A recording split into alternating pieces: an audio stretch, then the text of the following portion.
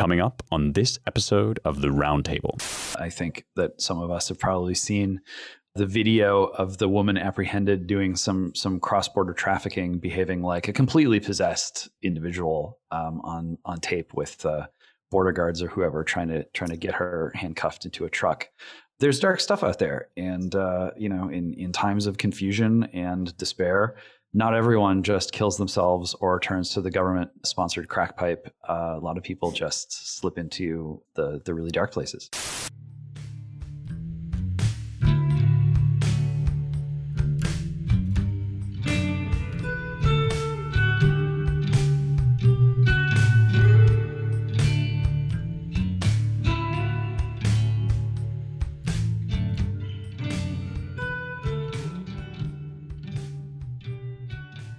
Hello and welcome to The Roundtable, your weekly editors and publishers podcast from the American mind.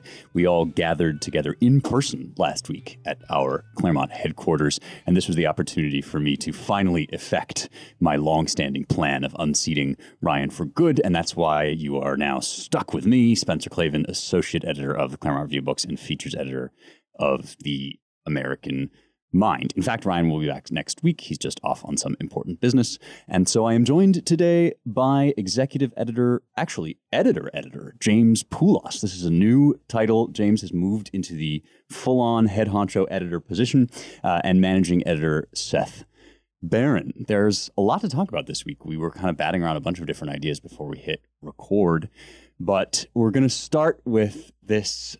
I hesitate to call it the Don't Say Gay bill because that is the name that its opponents have given to it.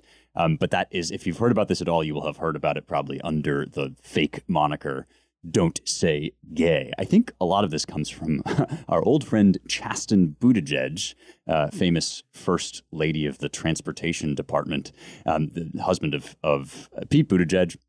Basically, what's going on is that in Florida, there is a bill which proposes to keep kids from receiving age-inappropriate education about sex. This is a bill which attempts, like a number of other bills that are actually currently up, to give parents control over how much explicit sex education their young kids get about different forms of sexuality, different genders, and so forth. Ron DeSantis, in supporting the bill, said that, in Florida, there are some schools where kids are being taught to choose their gender, or, don't choose your gender just yet, was, I think, the example he gave. And so there's a bill working its way through the legislature to give parents control over this. Naturally, this has occasioned hair on fire commentary at the highest levels of Democratic, capital D, government. President Joe Biden on Tuesday in CNN reports took the rare step, not so rare anymore, but took the rare step of weighing in on a controversial Florida bill that would ban certain discussions about sexual orientation and gender identity in the classroom, telling LGBTQ kids that he has their back. Quote, I want every member of the LGBTQI plus community, especially the kids who will be impacted by this hateful bill, to know that you are loved and accepted just as you are. All right, I'm going to hand this over to the panel. But first, James and Seth, I want to assure you that no matter what Ron DeSantis may say, you are loved and accepted just as you are. Thank you, Spencer. I'm actually gratified to hear that. I know you were triggered by my. But may I say gay? James was suggesting don't say gay, which. Oh, okay. Oh, shoot. Well, you have to say gay. It's mandatory saying. Mandatory.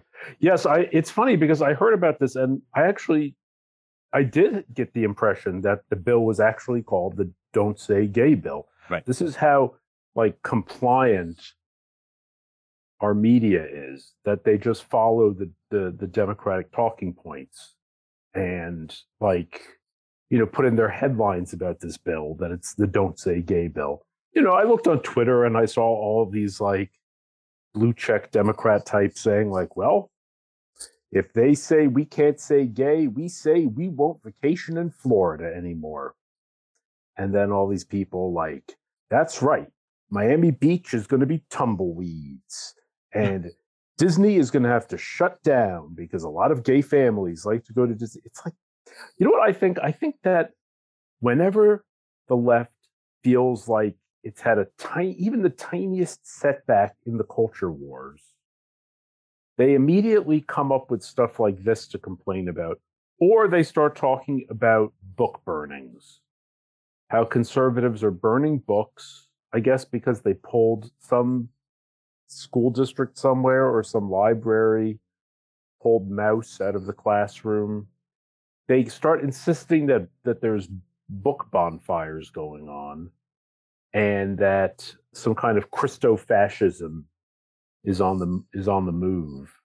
I mean, my response is, well, because the left always tries to make it like that the right has like a sort of salacious intent behind everything they do.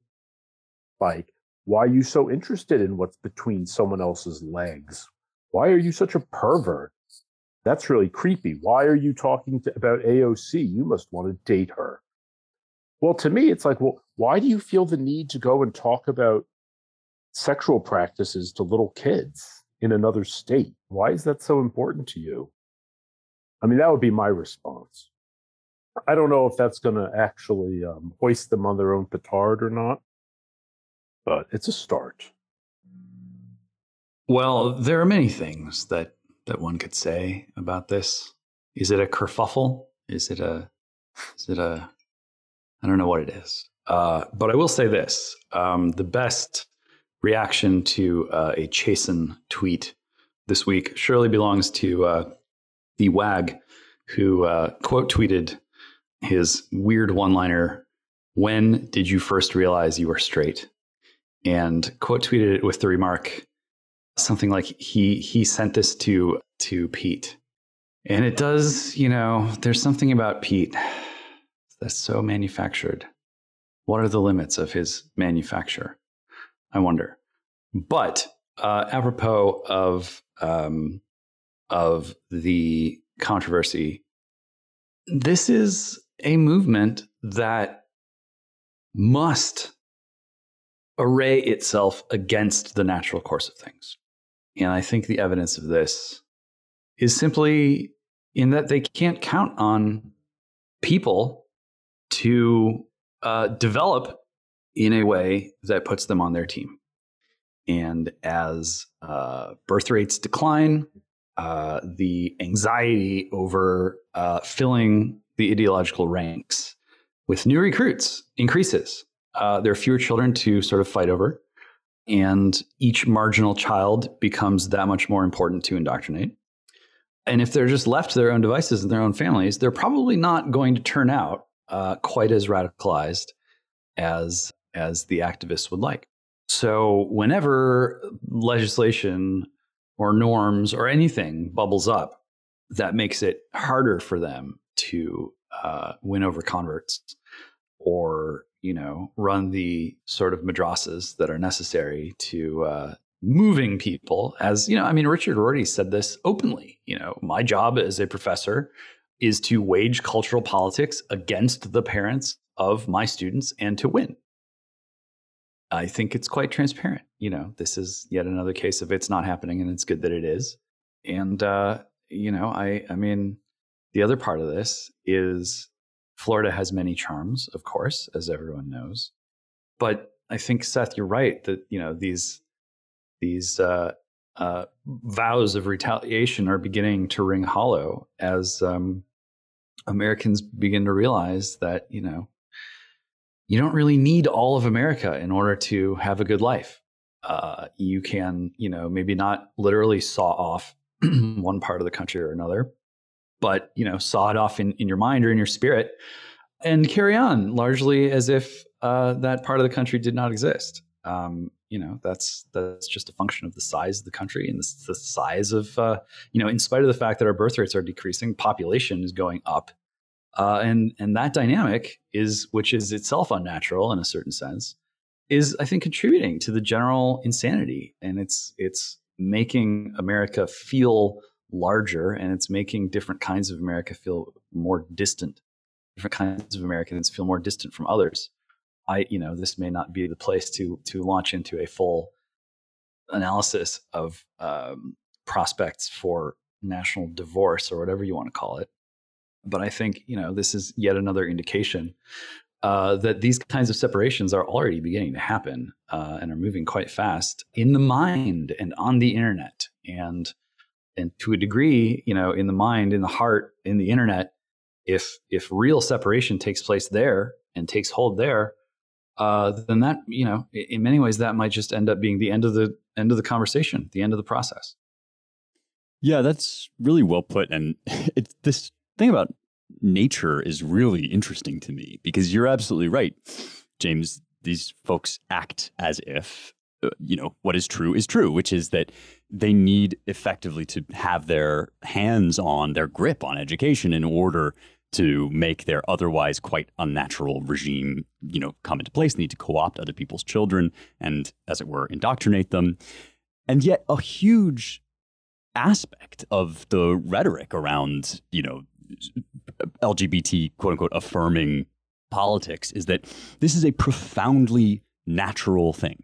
Left to their own devices, there will always be gay people, there will always be trans people, there will always be queer, bisexual, and intersex people. And these things are so natural that you just can't stop it. We're here, we're queer, get used to it. And speaking as somebody who actually has a fair amount of sympathy toward that viewpoint and basically agrees that there is such a thing as like natural homosexuality, it sure doesn't look like they think that. Like, they are acting as if, unless children at every moment are inundated with information about all the possible variations and options that are available to them, unless they're constantly being told about sex and told about all the different ways that they can use their genitals, they will simply never come up with the idea. They'll never even know that they can be gay, which, if it's so natural, why would that be true? And surely the only answer to that is because they're not actually worried that people won't find out about homosexuality. They're worried that kids will be told things by their parents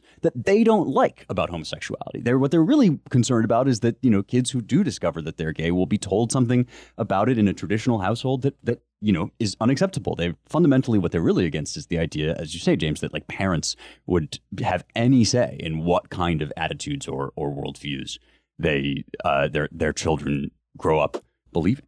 Well, and I think this is why, when pressed in that way, the defense suddenly shifts to some amorphous harm standard.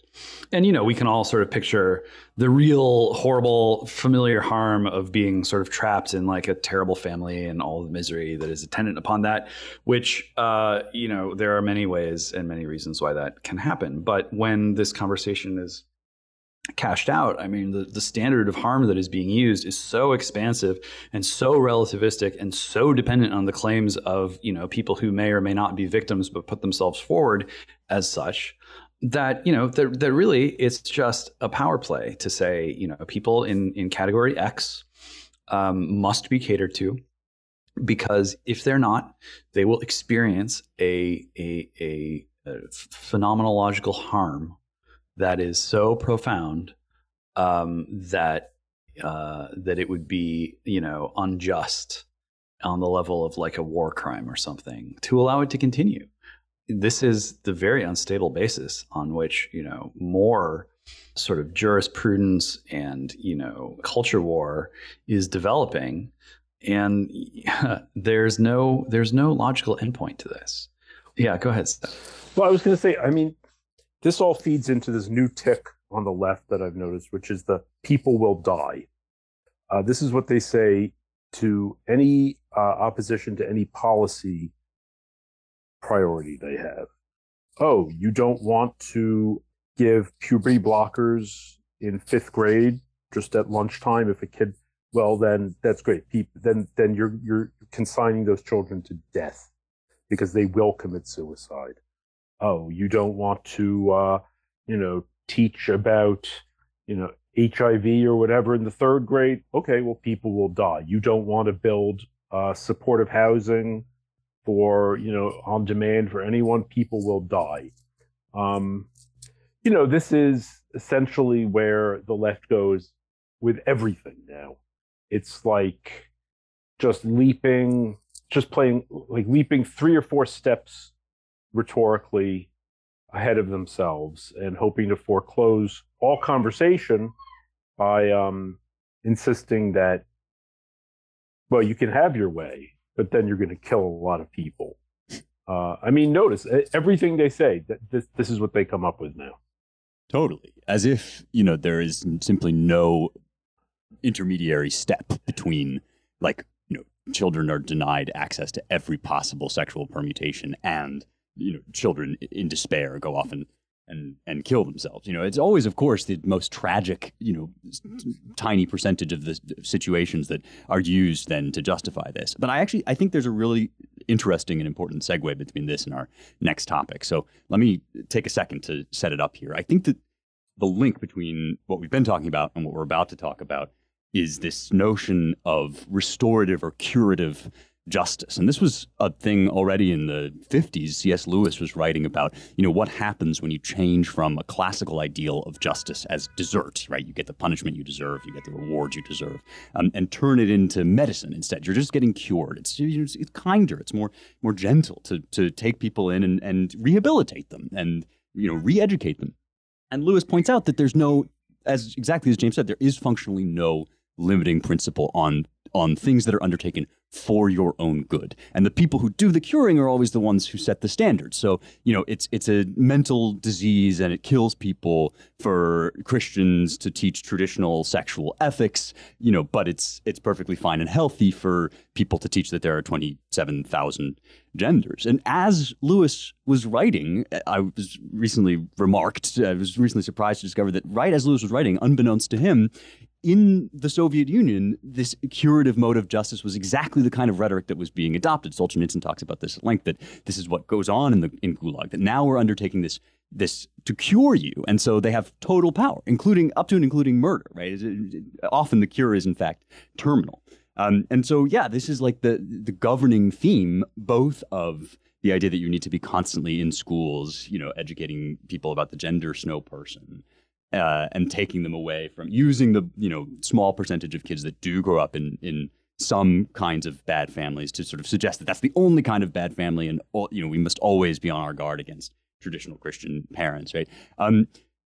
Put that alongside this crack pipe program that everybody's talking about on Twitter, which is I guess it's Marco Rubio who raises this initially. He's got a tweet: Biden is sending free meth and crack pipes to minority communities in the name of racial equity.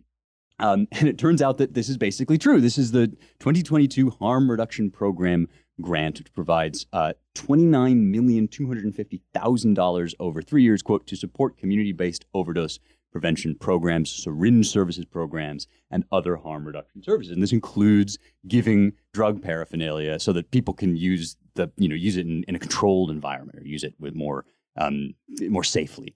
And the press is doing everything it can, fascinatingly, to deny that this is true, while also kind of acknowledging that it's true. There's a fact check up there that says, yes, this is the case, but it's only one small part. So it's mostly a false claim. It's only one small part of this program. So it's mostly a false claim.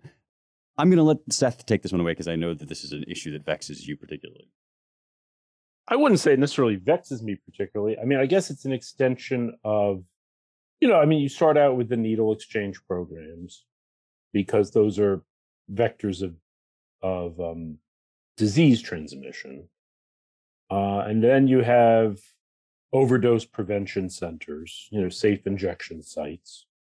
Which is funny because there's no really, the idea that you could have safe injection of like heroin is just like an absurdity. And then I guess, the next step, like clearly is giving out meth pipes. And I think San Francisco was giving out, they had these kits, like maybe a year ago they were handing out that had, like a little straw and like all the paraphernalia for either smoking heroin or sniffing cocaine or whatever. But it's like, you can understand it with needles, but is the argument that, well, we want people to smoke meth instead of inject it? They don't really get into that. But that's the whole thing with the whole principle of harm reduction, is that they've opened up these safe injection centers in New York. And the idea is like, well, this is a good way to get people to to contact people, because nothing can be done coercively. So there's this concept of, touches. It can take hundreds of interactions to get a homeless person to come to finally accept services. So the idea is that the job of government is to lavishly fund social services and then try to make them as available as possible for people to accept without in any way making services conditional on anything, without coercing anyone to accept them. So it winds up like at the end of the day, you wind up like just destroying the city in order to save it. I mean, that's why some people call it harm production. Okay, well, we have to give everybody tents to live in. Otherwise, they're living on the streets and people will die. Well, we have to make sure that there's, latrines for them to use. Okay, let's build them houses. Well, we have to make them pretty nice. We have to make sure that there's supportive services. Oh, someone burned down their apartment. Well, we haven't. I mean, this is happening in New York City right now. I'm sorry, this is a bit of a digression, but there's this big argument like, look, we need to fund social services. Police is one thing, but what we really need to fund are social services. Now, New York City has a $100 billion budget. New York State has about a $150 billion budget. I mean, there's overlap, but so we're talking about $250 billion. Now, New York City and state don't have a military, right? We don't have there's no money that's being, shunted off to pay for extraordinarily bizarre things. All that money essentially goes to pay for education, healthcare, and social services. So it's just unclear to me what more we're supposed to pay for. This is all we do is fund social services, and the budget has grown extraordinarily. It's clear that there is no end. There is no limiting principle to harm reduction. There's only, I guess this is like the Rawlsian idea. You have to imagine the least functional, most violent, least sanitary, most insane member of society, and then structure everything to accommodate him. And of course, the result is a competition for that status, for the status of the least well-off. And all of the things that surround and flow from and through competition, including corruption and arbitrage and, black and gray markets and all of the, everything that we associate with politics in the debased sense. All of that can port very easily over into a politics of fighting for least well-off status. And that excludes any kind of theological analysis, which I think is clearly appropriate. When you think about, what kind of experience is being devised for children today educationally, I mean, madrasa is not the right term because it's, vaguely insulting to Al-Qaeda or whatever. It's the right term because we are talking about seminaries. We're talking about religious schools, the purpose of which is a theological education in a religion that is decidedly post-Christian, post-Jewish, hedonistic Gnosticism.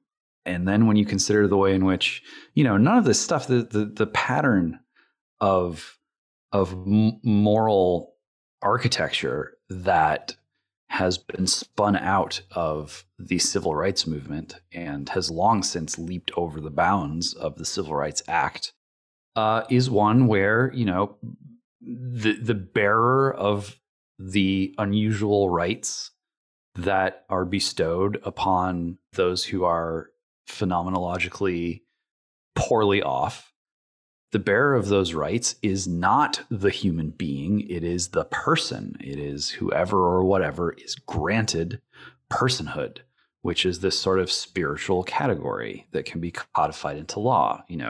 Well, dolphins, aren't they really people? My dog is going to heaven because my dog has personhood of some kind.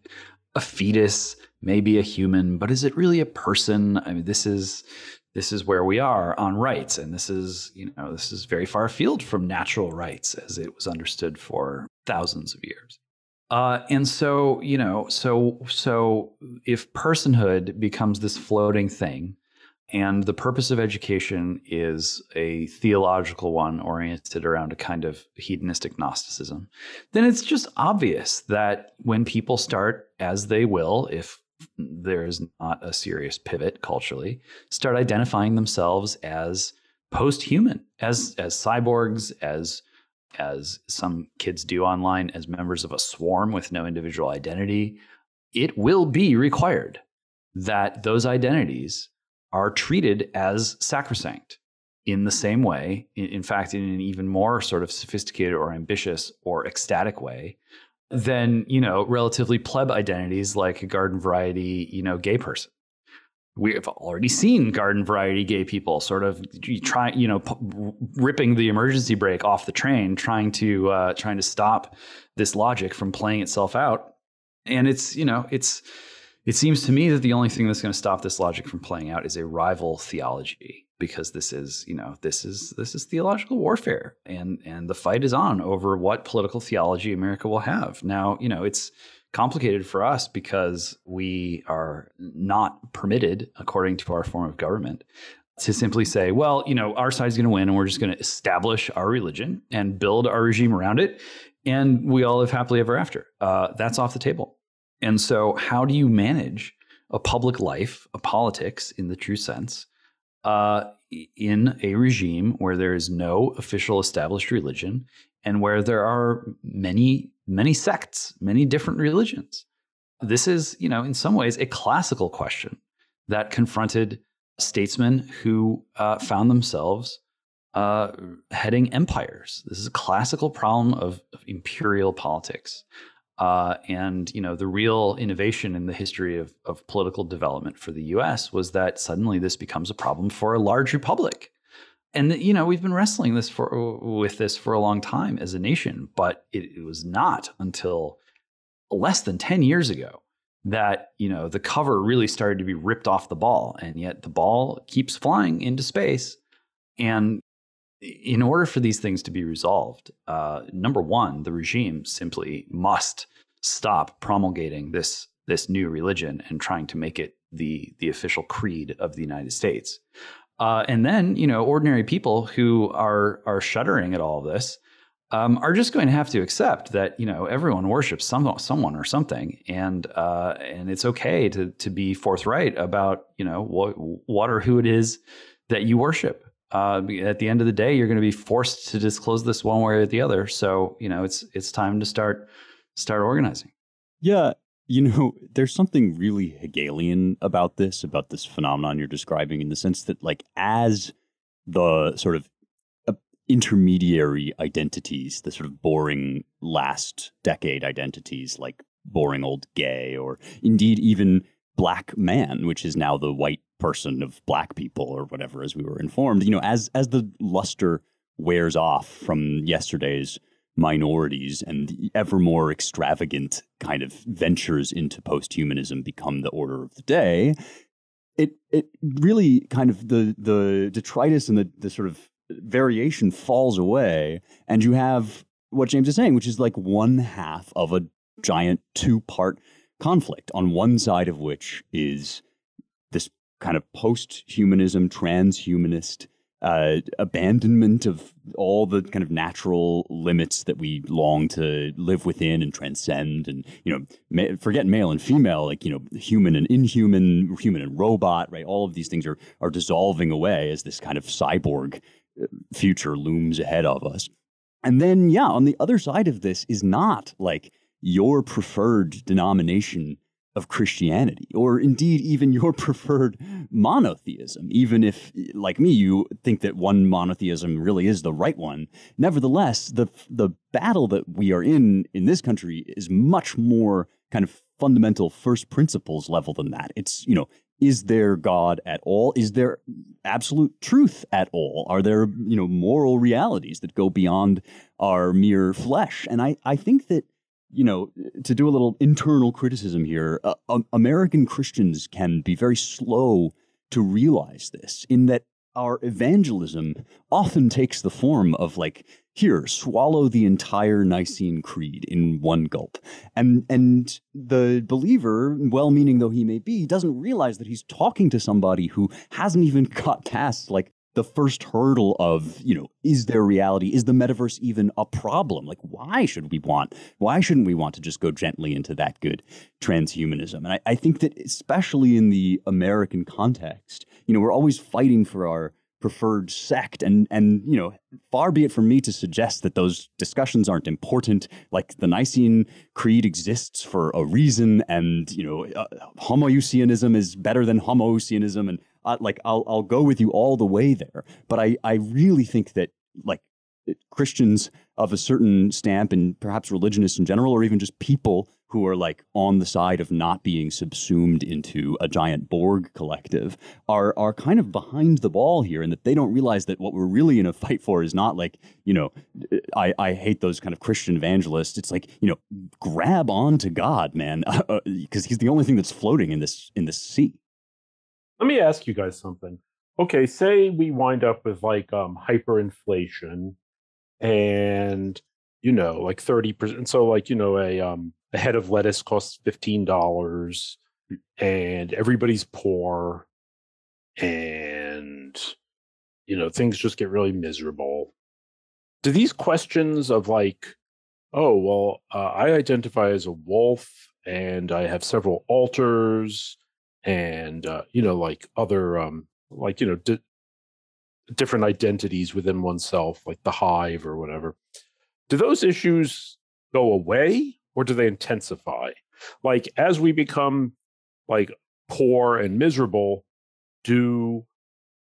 are those questions just like those of a rich, indulged, bored society, or are they actually the do they become like the existential questions of the new society?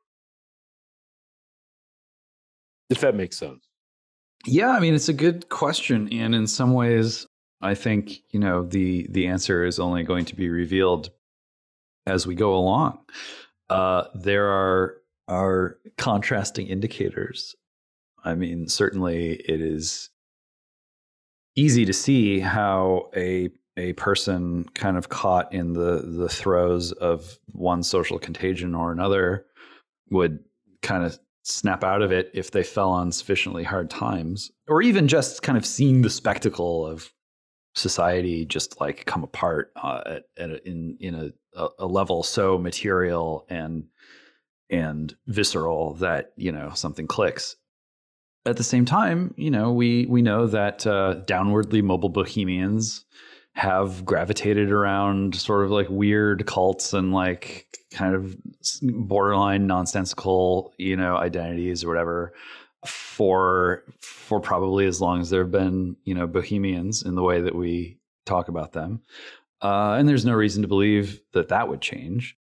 But, as long as technology continues to advance down a road that makes the presumption in favor of being human shaky or dubious, taking away what seems to be the distinctive, good news about being human, I think people will scramble for religious justifications for their existence, for their suffering, for their experience.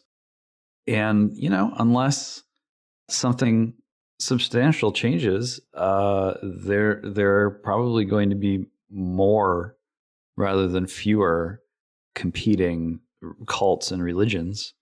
And what was that? The Nullo cult.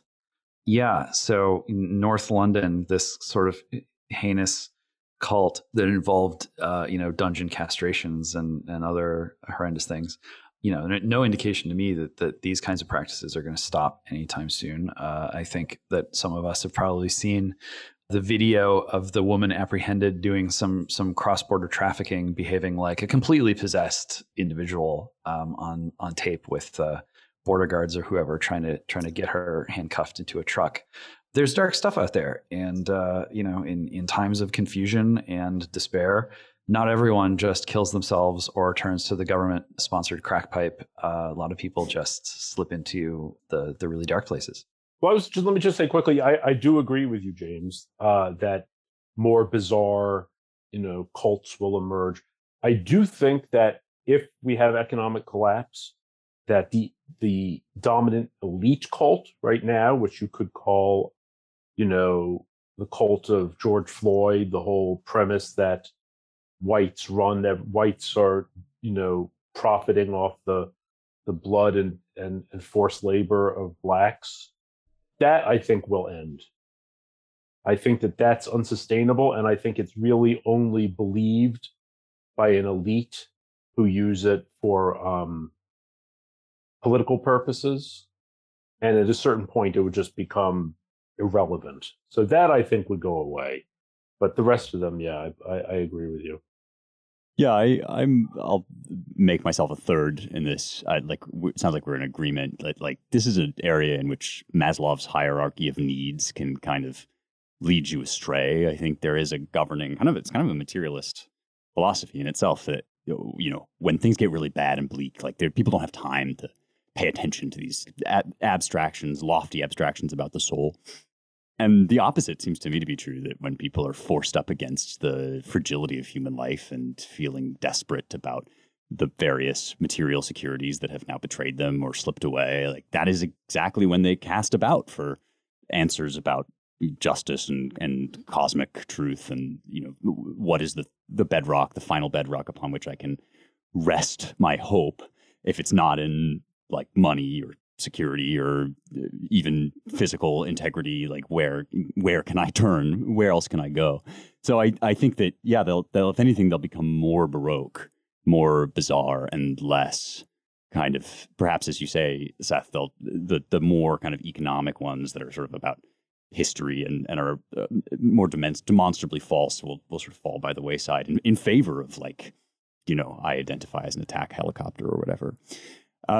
Speaking of harsh realities that might come crashing in to interrupt our pleasant conversation about bizarre abstractions, we wanted to talk a bit about Russia before we sign off here. And that's for a number of reasons. One, James mentioned to us that they are moving to recognize crypto as a form of currency. It's a draft legislation reportedly drawn up no later than February 18th, which, quote, will bring the digital currency industry out of the shadows. I'm reading from Blockworks here. The establishment of rules for crypto circulation would minimize the threat to Russia's financial system. The Russian government and the country's central bank have reached an agreement to draft legislation or amend existing laws recognizing crypto as a form of currency, according to a statement Tuesday.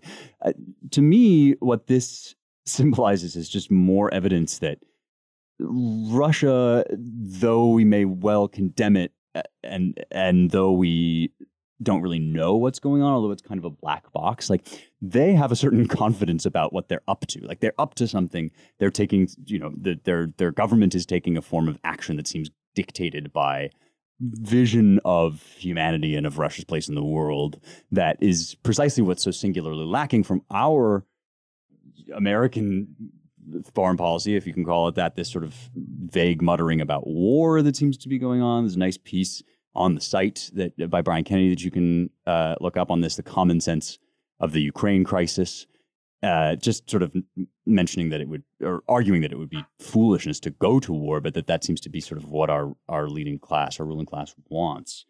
Yeah, I don't know. Doesn't it just, am I crazy? Does it not feel to you guys like Russia, whatever else we may say about them in the negative, is a much more confident nation than we are? Well, to some extent. I mean, I think what this crypto move, it's like Iran for years has always been trying to extricate itself from the world of the petrodollar, because most international trade is still denominated ultimately in US dollar, though I guess that's changing somewhat. I think there's a big threat that if Russia invades Ukraine, that they'll be removed from SWIFT. They'll be banned from the, which is how, different currencies settle transactions, financial transactions. So if they were banned from SWIFT, it would make it very difficult for them to do any trading. So I see what you're saying. At the same time, I think it's a little bit desperate on their part. I mean, they may have all the rights in the world to seize Ukraine, and I don't think we should go to war with them over it because it would be total lunacy. But they are kind of I mean, they're an export-oriented commodity economy, and their commodity happens to be, worth a lot right now. But that still puts them. It still makes them, pretty dependent on the rest of the world. Yeah, I find this news to be, I mean, it sort of confirms my priors, so that's always exciting. But, I mean, full disclosure, I'm very hot on Bitcoin, although not necessarily for the reasons that others might be. And I guess you could say, I'm relatively soft on Russia, which at this point means recognizing that this is a unique civilization state that isn't going to be destroyed and can't just be overthrown by, the State Department or whatever. And that they have, essentially a right to exist in their current form, which is not, a model for the U.S. or really for anywhere. It's a unique place. It's, really the only properly Eurasian civilization going on right now. It has been for a while. And so it's not surprising to me that even though there was briefly a sort of flurry of news around the idea that Russian lawmakers wanted to do what China did and just draw a line and say, no, yet we're not having it. And it appears, although I can't quite substantiate this, it appears that Vladimir Putin himself had other ideas. Obviously, there's been some intense negotiations and discussions behind the scenes. The news that was broken, indicated that this was an agreement being struck between the Russian government and the Bank of Russia. So a lot going on here, major, digital stakes. But for the Russians to ultimately choose a path that is unlike China at a moment when they are making all kinds of noises about having an unlimited friendship with China, while at the same time looking at what the U.S. is doing, and saying yet to that too. The news when it broke was, this is just out of the Russian, was clear that the choice that was being made was whether to treat Bitcoin and other cryptos as an asset class or as digital currencies, and they opted for the latter. So, the model that is emerging with fits and starts, and hopefully will not be successful, but is emerging from the US government and I think from Wall Street is not to try to ban these things outright, but really to absorb them into the regulatory regime of the state and its sort of corporate appendages. To say like, okay, these things exist, but we are going to reduce them, sort of tame them by turning them into just one basket of stuff into which people can invest through us. Really, sort of just swallowing up all that Bitcoin and crypto can be into the same, unitary financial system in which, as a social credit regime proceeds, we are all required to participate. And so for Russia to say, no, we're not going to do that either, suggests some interesting things. One is that it suggests to me that the ultimate deciders in Russia feel comfortable or confident that the technology of Bitcoin and of other cryptocurrencies itself is ultimately compatible with Russian civilization in its deepest roots. That, for a country that, regardless of, what polling numbers say about how often people go to church or whatever, is staking its identity on Russian Orthodoxy and is using that identity as a way of establishing what its sovereignty means in the digital age. That's a big claim. That's, that represents a sort of major decision about the relationship between that technology and the civilization itself. Europe, the rest of Europe is sort of not quite 100% sure on where it wants to come down. Europeans are inclined to accept tighter regulation of tech companies than what seems to be still the basic norm in the US.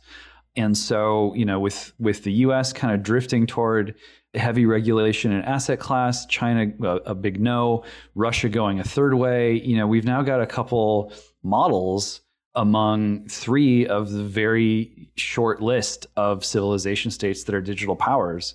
And so, I would expect that we're going to see more movement on this out of Europe, out of the UK, and India, probably Israel, and other powers.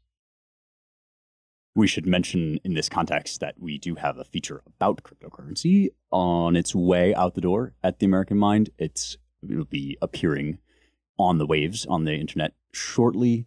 And we'll have a few folks that know about this stuff much more than I do on the level that James was just talking about it, sort of describing what the American route forward might be out of the various options. As James indicates, everybody's going to have to decide how to orient his nation and his small c constitution toward cryptocurrency. There's not going to be any remaining neutral on the subject. And the question in large part is going to be dictated by the kinds of governing foundation level questions that you have to be able to ask in a cogent way, which it seems to me, are currently not, which is sort of what I meant about the confidence aspect, that in order to take action at all on this, you kind of have to have a governing theory of the case, which I suspect Russia has. I won't ask James in this moment to say what America ought to be doing re cryptocurrency. I'll just ask him and others to weigh in on our feature when the time comes.